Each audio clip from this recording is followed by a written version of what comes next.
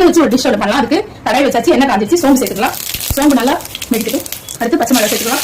கருவேப்பிலை பொடியா நறுக்கின வெங்காயம் சேர்த்துக்கலாம். சால்ட் சேர்த்துக்கலாம். இது நல்லா ஃப்ரை ஆகட்டும். இப்போ பொடியா நறுக்கின தக்காளி சேர்த்துக்கோங்க. வதங்கட்டும். குழம்பு மிளகாய் சேர்த்துக்கலாம். நல்லா வதங்கட்டும்.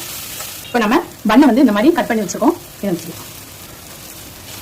இப்போ நம்ம 2 பண்ணை நம்ம 4 ஸ்லைஸாக கட் பண்ணி வச்சுருக்கோம். இதில் வச்சாச்சு. இல்லை நீங்கள் தயிரும் 1 ஸ்பூன் சக்கரை போட்டு கலந்து வச்சுருக்கோம். அதை மேலே ஊற்றிடலாம். இதில் மிளகு ஜீரகம் நுணுக்கி வச்சுருக்கோம். அது இப்படி மேலே தூவிடலாம். இப்போ 2 எக் எடுத்துருக்கோம். அது இது மேலே ஊற்றிடலாம். இது இப்படியே வேகட்டும். இது நல்லா இப்படி இந்த ஸ்லைஸில் எல்லாமே படுற மாதிரி இப்போ இது நல்லா வேகட்டும். வெந்தோடனே பார்க்கலாம். மூடி போட்டலாம். நல்லா வெந்தோடனே பார்க்கலாம். இல்லை அப்படியே திருப்பிடலாம். பண்ணுங்க. நீங்கள் இந்த மாதிரி செஞ்சு சாப்பிடும்போது ரொம்பவே சூப்பராக ஒரு பிரேக்ஃபாஸ்ட் சாப்பிட்ட மாதிரி இருக்கும். இதே மாதிரி செஞ்சு பாருங்க. இதே மாதிரி செஞ்சு பாருங்க.